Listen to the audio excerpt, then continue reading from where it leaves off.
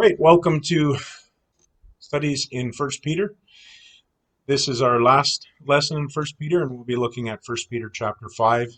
I basically entitled this Concluding Instructions, and Peter is giving his final remarks as he closes the epistle. The first group he addresses is the elders in the church.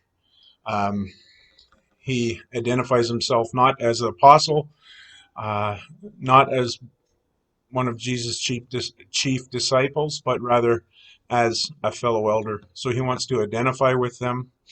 The role of elder goes back at least as far as the book of Exodus, and so it's a very ancient title and position within the religious community.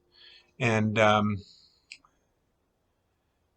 he appeals to them as both a fellow elder and also as one who witnessed the sufferings of Christ.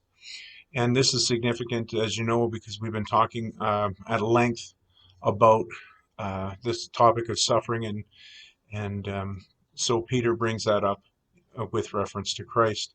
But not only witness to Christ's suffering, but also a share in the glory to come when he is revealed. So he urges them to be shepherds, good shepherds. Shepherds fulfill the same duty as elders. They oversee the flock. And this symbolic representation of leaders in Israel goes back again into the Old Testament. Certainly, David was a shepherd. The prophets talk about Israel's leaders as shepherds, both good and bad. And this was also known in the ancient world as well. So this was a common designation for leaders. But as they oversee God's people, they're not to do it out of obligation. They're not to do it out of wanting to make money, out of greed.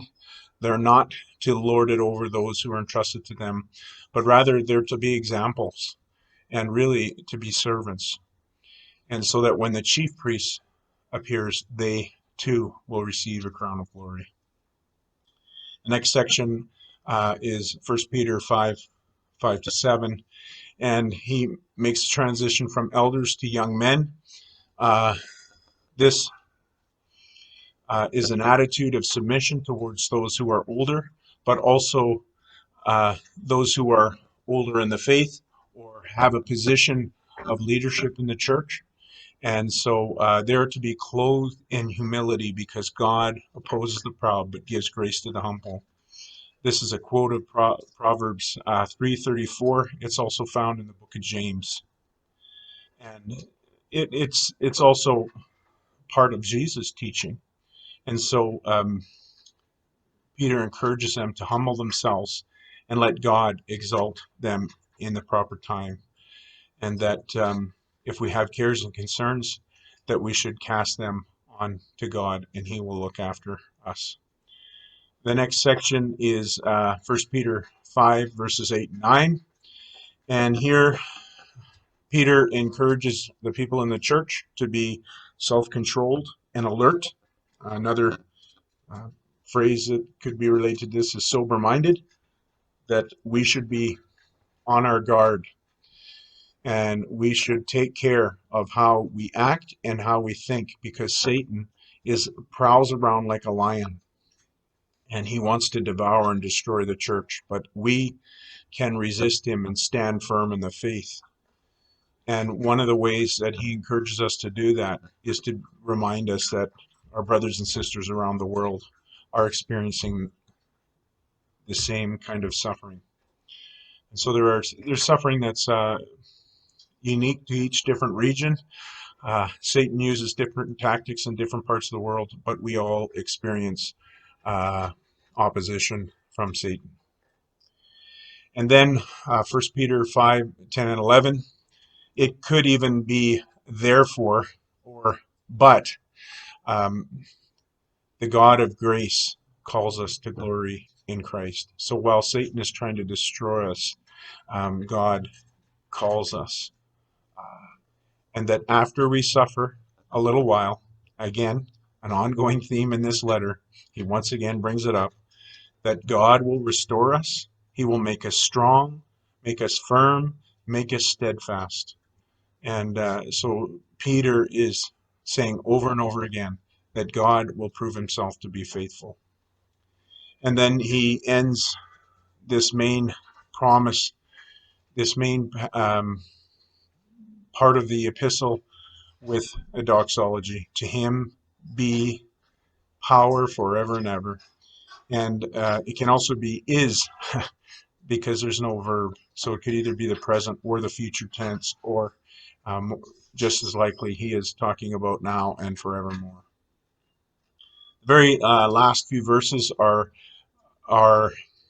a greeting. First of all, he tells them that he is receiving help writing this letter from Silas, who's mentioned in Acts and Thessalonians, a name very familiar in New Testament history. He was serving as an amanuensis. This is not a very common English word, but it is one that's used in theological studies to make reference to those who are helping to craft a letter. And this happens in a number of the New Testament books. He reminds them the reason for writing this is that the truth of the faith could be shown, and to encourage them to stand and walk in it.